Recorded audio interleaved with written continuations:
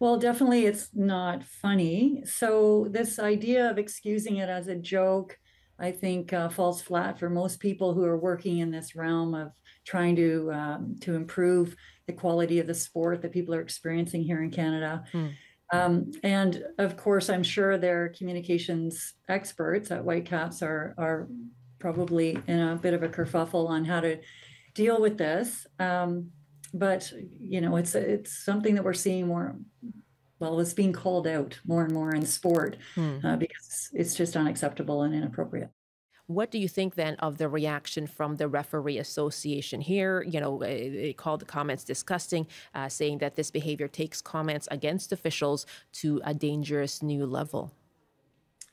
Absolutely. And I'm glad to see a group of organized professionals really standing up against this kind of language, this kind of maltreatment. It's the way that our sports system is starting to move, which is, I think, very welcome. Trying to both challenge abuse in sport, but also then move toward systems and processes and structures that preserve respect in sport. What is it about sport, Jennifer, where we do see this?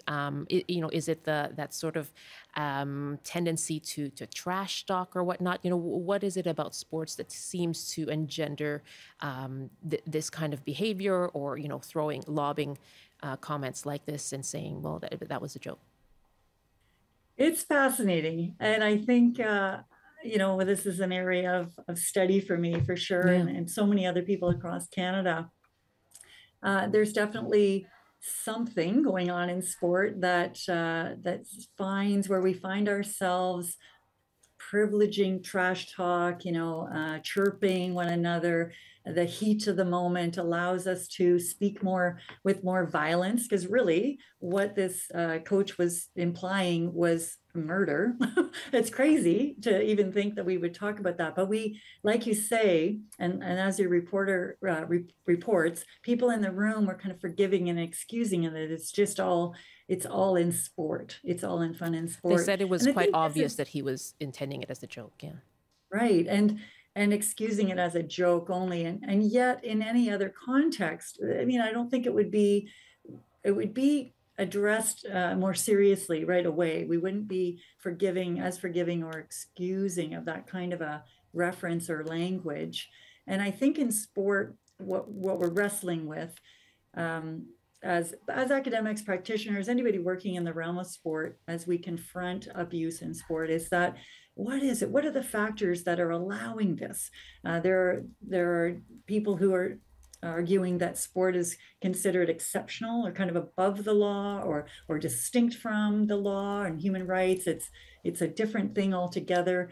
Others argue against that. I would be one of those that, this is part of our society. It needs to operate according to the same kind of laws and rules that we abide by in other contexts. And I think it's also the heat of the moment that competition somehow allows for this kind of language and abuse to be taking place. There's also an assumption that we need to be hard on each other in order to invoke these kind of optimal performances, that we need to be under pressure somehow. And so violence starts to weave into the Hmm. way we do sport and to be accepted as a norm.